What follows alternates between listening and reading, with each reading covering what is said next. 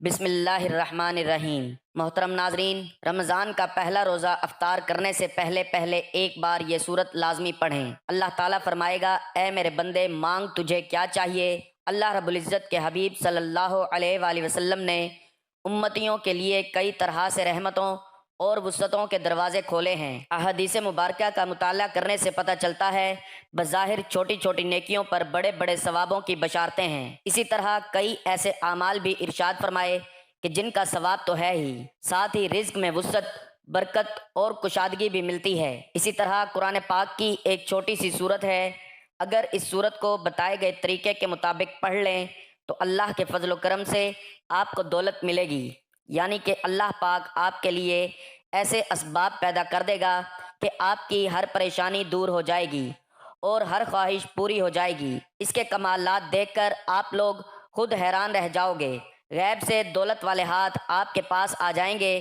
اس صورت کی فضیلت بہت زیادہ ہے۔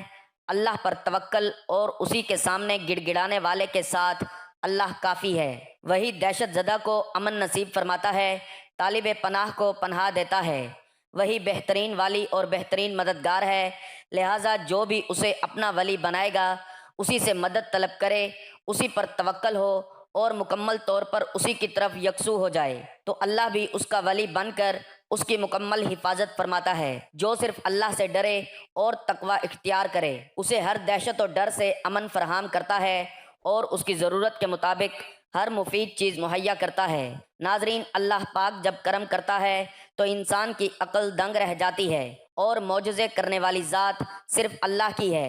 بس ہمیں ہر نعمت پر شکر ادا کرنا چاہیے۔ ایسا بھی دیکھا گیا کہ یہ جو مجرب وظیفہ آپ کو بتانے لگا ہوں، جس کو یہ وظیفہ بتایا گیا تو فوری طور پر ان کی غیب سے مدد ہوئی۔ یہ مجرب وظیفہ رزق اور دولت کے لیے جو آج آپ کو ویڈیو پر بتایا جائے گا، یقین مانیں کہ اس وظیفے کو پڑھنے والا کبھی ایسا نہیں ہوا کہ اس کی زندگی میں فوری طور پر پیسہ نہ آیا ہو، فوری طور پر اس کو رزق نہ ملا ہو۔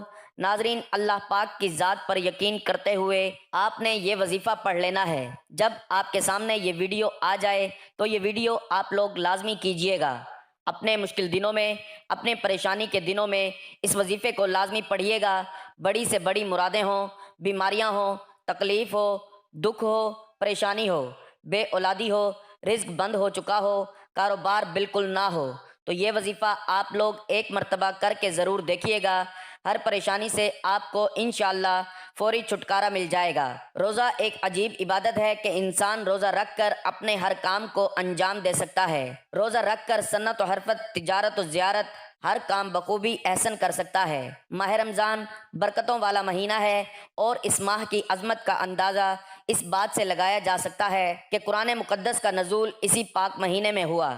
رمضان کا پہلا عشرہ رحمت، دوسرا عشرہ مغفرت اور تیسرا عشرہ جہنم کی آگ سے نجات کا ہے۔ جب رمضان المبارک کا چاند نظر آتا تو آپ صلی اللہ علیہ وآلہ وسلم فرماتے تھے، یہ چاند خیر و برکت کا ہے، میں اس ذات پر ایمان رکھتا ہوں جس نے تجھے پیدا فرمایا۔ حضرت جبرائیل علیہ السلام نے دعا کی کہ ہلاک ہو جائے وہ شخص جس کو رمضان کا مہینہ ملے اور وہ اپنی بخشش نہ کروا سکے، جس پر حضرت محمد صلی اللہ علیہ وآلہ وسلم نے ارشاد فرمایا، آمین۔ حضرت جبرائیل علیہ السلام کی یہ دعا اور اس پر حضرت محمد صلی اللہ علیہ وآلہ وسلم کا آمین کہنا، اس دعا سے ہمیں رمضان کی اہمیت کو سمجھ لینا چاہیے۔ روزہ وہ عظیم فریضہ ہے جس کو رب ذوالجلال نے اپنی طرف منسوب فرمایا ہے، اور قیامت کے دن رب تعالیٰ اس کا بدلہ اور اجر بغیر کسی واسطے کے بذات خود روزہ دار کو عنایت فرمائیں گے۔ خداوند کریم نے اپنے بندوں کے لیے عبادات کے جتنے بھی طریقے بتائے ہیں ان میں کوئی نہ کوئی حکمت ضرور پوشیدہ ہے۔ نماز خدا کے وصال کا ذریعہ ہے، اس میں بندہ اپنے معبود حقیقی سے گفتگو کرتا ہے۔ بینا روزہ بھی خدا تعالیٰ کو لو لگانے کا ایک ذریعہ ہے۔ حدیث مبارک میں ہے کہ رمضان شہر اللہ، رمضان اللہ تعالیٰ کا مہینہ ہے، جس سے پتہ چلتا ہے کہ اس مبارک مہینے سے رب ذوالجلال کا خصوصی تعلق ہے، جس کی وجہ سے یہ مبارک مہینہ دوسرے مہینوں سے ممتاز اور جدا ہے۔ حضرت جابر بن عبداللہ رضی اللہ تعالیٰ عنہ سے روایت ہے کہ حضور صلی اللہ علیہ وآلہ وسلم کا فرمان ہے کہ میری امت کو ماہ رمضان میں 5 چیزیں ایسی عطا کی گئیں جو مجھ سے پہلے کسی نبی علیہ السلام کو نہ ملیں۔ پہلی یہ کہ جب رمضان المبارک کی پہلی رات ہوتی ہے تو اللہ تعالیٰ ان کی طرف رحمت کی نظر فرماتا ہے، اور جس کی طرف اللہ تعالیٰ نظر رحمت فرمائے اسے کبھی بھی عذاب نہ دے گا۔ دوسری یہ کہ شام کے وقت ان کے منہ کی بو جو بھوک کی وجہ سے ہوتی ہے اللہ تعالیٰ کے نزدیک مشک کی خوشبو سے بھی بہتر ہے۔ تیسری یہ کہ فرشتے ہر رات اور دن ان کے لیے مغفرت کی دعائیں کرتے رہتے ہیں۔ چوتھی یہ کہ اللہ تعالیٰ جنت کو حکم دیتے ہوئے ارشاد فرماتا ہے، میرے نیک بندوں کے لیے مزین ہو جا، ان قریب وہ دنیا کی مشقت سے میرے گھر اور کرم میں راحت پائیں گے۔ پانچواں یہ کہ جب ماہ رمضان کی آخری رات آتی ہے تو اللہ تعالیٰ سب کی مغفرت فرما دیتا ہے۔ رمضان کے اس مبارک ماہ کی ان تمام فضیلتوں کو دیکھتے ہوئے مسلمانوں کو اس مہینے میں عبادت کا خاص اہتمام کرنا چاہیے اور کوئی لمحہ ضائع اور بیکار جانے نہیں دینا چاہیے۔ اس ماہ مبارک میں ایسے انداز میں عبادت کو فرض کے طور پر متعین فرما دیا گیا ہے کہ انسان اس عبادت کے ساتھ اپنی تمام ضروریات و حوائج میں بھی مصروف رہ سکتا ہے اور عین اسی خاص طریقہ عبادت میں بھی مشغول ہو سکتا ہے۔ ایسی خاص طریقہ کی عبادت کو روزہ کہا جاتا ہے جسے اس ماہ میں فرض فرما دیا گیا ہے۔ روزہ ایک عجیب عبادت ہے کہ انسان روزہ رکھ کر اپنے ہر کام کو انجام دے سکتا ہے۔ روزہ رکھ کر صنعت و حرفت، تجارت و زیارت ہر کام بخوبی احسن کر سکتا ہے، اور پھر بڑی بات یہ کہ ان کاموں میں مشغول ہونے کے وقت بھی روزہ کی عبادت روزہ دار سے بے تکلف خود بخود صادر ہوتی رہتی ہے اور اس کو عبادت میں مشغولی کا ثواب ملتا رہتا ہے۔ ناظرین، روزے کے ساتھ ساتھ نماز کی بھی پابندی کرنی چاہیے، کیونکہ حضور نبی اکرم صلی اللہ علیہ وآلہ وسلم نے مختلف اوقات میں فرداً پانچوں نمازوں کی فضیلت بیان فرمائی ہے۔ فجر اور عشاء کی فضیلت کا ذکر کرتے ہوئے حضور صلی اللہ علیہ وآلہ وسلم نے فرمایا، جس شخص نے ٹھنڈے وقت کی 2 نمازیں ادا کی وہ جنت میں داخل ہوگا۔ اولاً فجر کی نماز کا خصوصیت کے ساتھ تذکرہ اس لیے کیا گیا کہ اس وقت انسان پر نیند کا غلبہ ہوتا ہے۔ ہوا کے خوشگوار جھونکے اسے تھپکیاں دے دے کر خواب شیریں کی آغوش میں لے جاتے ہیں اور شیطان ہر حربے سے اسے غفلت کی نیند پڑا رہنے پر اکساتا رہتا ہے۔ ایک بندہ خدا میٹھی نیند اور آرام کو ترک کر کے بستر سے نماز کے لیے اٹھ کھڑا ہوتا ہے تو شیطان کی ساری محنت اکارت جاتی ہے۔ دوسرا عشاء کا وقت ہے، جب انسان دن بھر کی تھکن سے چور کھانا کھاتے ہی بستر راحت پر دراز ہونا چاہتا ہے اور شیطان ہیلوں بہانوں سے اسے عشاء کی نماز پڑھنے سے باز رکھنے کی کوشش کرتا ہے، لیکن بندہ خدا نفسانی خواہشات اور شیطان کے حربوں کے باوجود بارگاہ عزتی میں نماز کے لیے حاضر ہو کر شیطان کے سارے عزائم خاک میں ملا دیتا ہے۔ حضور نبی اکرم صلی اللہ علیہ وآلہ وسلم کا ان 2 اوقات کے عبادت گزار بندوں کو جنت کی بشارت دینا اس حکمت کی بنا پر ہے کہ جو شخص فجر اور عشاء کی نمازوں کی ادائیگی کو اپنا معمول بنا لیتا ہے اس کے لیے باقی 3 نمازوں کو ادا کرنا گرا نہیں ہوتا۔ نماز عصر کی فضیلت کے بارے میں حضور نبی اکرم صلی اللہ علیہ وآلہ وسلم نے فرمایا، جس نے نماز عصر چھوڑی اس کے عمل باطل ہو گئے۔ قرآن حکیم میں اس نماز کی محافظت کی خصوصی تلقین کی گئی ہے۔ سب نمازوں کی محافظت کیا کرو اور بالخصوص درمیانی نماز کی۔ حضور نبی اکرم صلی اللہ علیہ وآلہ وسلم نے درج ذیل حدیث مبارکہ میں فجر اور عصر کی نمازوں کو پابندی کے ساتھ ادا کرنے والوں کو نار دوزخ سے رہائی کی بشارت عطا فرمائی۔ جس نے سورج کے طلوع ہونے سے قبل اور اس کے غروب ہونے سے قبل یعنی فجر اور عصر کی نماز ادا کی وہ ہرگز آگ میں داخل نہیں ہوگا۔ اسی طرح پنجگانہ نماز کی فضیلت کے متعلق حضور نبی اکرم صلی اللہ علیہ وآلہ وسلم نے فرمایا، تم گناہ کرتے رہتے ہو اور جب صبح کی نماز پڑھتے ہو تو وہ انہیں دھو دیتی ہیں، پھر گناہ کرتے رہتے ہو اور جب نماز ظہر پڑھتے ہو تو وہ انہیں دھو دیتی ہیں، پھر گناہ کرتے ہو اور جب نماز عصر پڑھتے ہو تو وہ انہیں دھو دیتی ہے، پھر گناہ کرتے ہو اور جب نماز مغرب پڑھتے ہو تو وہ انہیں دھو دیتی ہے، پھر گناہ کرتے رہتے ہو، جب نماز عشاء پڑھتے ہو تو وہ انہیں دھو ڈالتی ہے، پھر تم سو جاتے ہو اور بیدار ہونے تک تمہارا کوئی گناہ نہیں لکھا جاتا۔ کہتے ہیں کہ جب رمضان کے دن قریب آتے ہیں تو رحمت الہی کے اشتحاق میں رسول پاک صلی اللہ علیہ وآلہ وسلم کی تڑپ پڑ جاتی ہے۔ رمضان کے 2 ماہ بیشتر رجب سے آپ صلی اللہ علیہ وآلہ وسلم کے ہاں رمضان کا تذکرہ شروع ہو جاتا، جیسا کہ ایک روایت کے مطابق حضور اکرم صلی اللہ علیہ وآلہ وسلم رجب کے مہینہ میں یہ دعا مانگا کرتے تھے کہ اے اللہ ہمیں رجب اور شعبان میں برکت نازل عطا فرما اور ہمیں رمضان نصیب فرما۔ جب رسول پاک صلی اللہ علیہ وآلہ وسلم شعبان کے مہینے میں داخل ہوتے تو یہ شوق مزید بڑھ جاتا اور آپ شب و روز گویا رمضان جیسا رنگ اختیار کر لیتے۔ آپ صلی اللہ علیہ وآلہ وسلم کی تڑپ کا اندازہ اس حدیث سے ہے جس میں حضور صلی اللہ علیہ وآلہ وسلم رمضان کے انتظار میں شعبان کے دن گن گن کر گزارنے کی تاکید فرمائی۔ حضرت عبداللہ بن عمرو بن العاص رضی اللہ تعالیٰ عنہ سے مروی ہے کہ حضور نبی اکرم صلی اللہ علیہ وآلہ وسلم نے فرمایا کہ افطار کے وقت روزہ دار کی دعا کو رد نہیں کیا جاتا۔ حدیث شریف میں آتا ہے کہ روزہ دار کی دعا افطاری کے وقت رد نہیں کی جاتی، تو افطاری کے وقت جو یہ سورت پڑھے گا اللہ پاک فرمائیں گے کہ مانگ میرے بندے تجھے کیا چاہیے۔ یہ قرآن پاک کی وہ سورت ہے کہ جب کوئی بندہ پڑھتا رہے تو اللہ اس کی ایک ایک آیت کے بدلے فوراً جواب دیتے ہیں۔ اس سورت کا پہلا حق اللہ تعالیٰ کی حمد و ثنا کا ہے اور دوسرا حصہ بندے کی دعا و درخواست کا ہے۔ اس کے ساتھ یہ بھی ارشاد ہوا میرے بندے کو وہ چیز ملے گی جو اس نے مانگی۔ پھر جب بندہ یہ صورت مکمل کرتا ہے پھر اللہ کہتا ہے سب میرے بندے کے لیے اور اس کو وہ چیز ملے گی جو اس نے مانگی۔ ناظرین، وظیفہ شروع کرنے سے پہلے ایک مرتبہ درود پاک پڑھ لیں، درود ابراہیمی پڑھ لیں یا کوئی اور درود پاک پڑھ لیں جو آپ آسانی سے پڑھ سکتے ہو۔ کوئی بھی وظیفہ شروع کرنے سے پہلے درود پاک لازمی پڑھا کریں، کیونکہ درود پاک کی بہت سی فضیلت اور برکات ہیں۔ حضور نبی اکرم صلی اللہ علیہ وآلہ وسلم پر درود و سلام بھیجنا ایک مقبول ترین عمل ہے، یہ سنت الہیہ ہے۔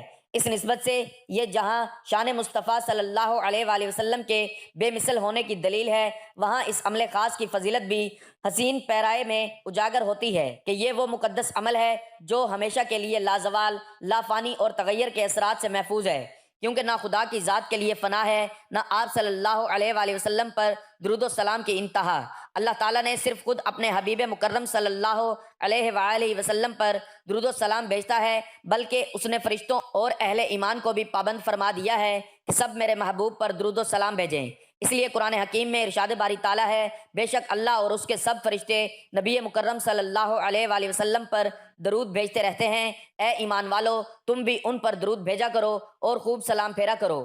اسی طرح درود و سلام کے فضائل اور دینی و دنیاوی مقاصد کے حصول میں اس کی برکات مستند روایات سے ثابت ہیں۔ حضور نبی اکرم صلی اللہ علیہ وآلہ وسلم نے فرمایا میرے پاس اللہ تعالیٰ کی طرف سے آنے والا آیا اور عرض کیا یا رسول اللہ صلی اللہ علیہ وآلہ وسلم، جو آپ صلی اللہ علیہ وآلہ وسلم کا امتی مجھ پر ایک بار درود شریف پڑھے اللہ تعالیٰ اس کے بدلے اس امتی پر 10 رحمتیں نازل فرماتا ہے اور اس کے 10 درجے بلند کرتا ہے، اس کے لیے 10 نیکیاں لکھ دیتا ہے اور اس کے 10 گناہ مٹا دیتا ہے۔ درود و سلام ایک ایسا محبوب و مقبول عمل ہے جس سے گناہ معاف ہوتے ہیں، شفا حاصل ہوتی ہے اور دل و جان کی پاکیزگی حاصل ہوتی ہے۔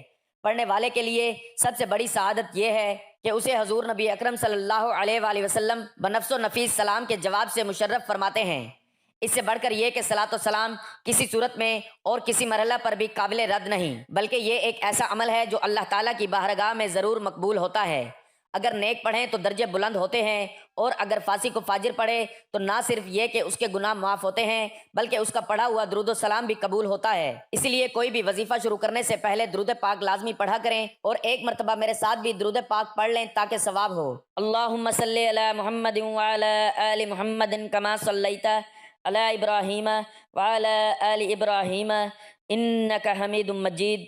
اللہم بارک علی محمد وعلی آل محمد کما بارکت علی ابراہیم وعلی آل ابراہیم انک حمید مجید۔ ایک مرتبہ درود پاک جب پڑھ لیں تو اس کے بعد پہلا وظیفہ جو آپ نے پڑھنا ہے وہ اللہ تعالیٰ کا یہ نام ہے یا رحمانو یا رحیمو، اس کو آپ 41 مرتبہ پڑھ لیں۔ یہ وظیفہ پڑھنے کے بعد قرآن پاک کی ایک سورت پڑھ لیں، یہ سورت فاتحہ ہے۔ الحمدللہ رب العالمین الرحمن الرحیم مالک یوم الدین ایاک نعبد و ایاک نستعین اہدنا الصراط المستقیم صراط الذین انعمت علیہم غیر المغضوب علیہم ولا الضالین۔ سب تعریفیں اللہ کے لیے ہیں جو سب جہانوں کا پالنے والا ہے، بڑا مہربان نہایت رحم والا ہے۔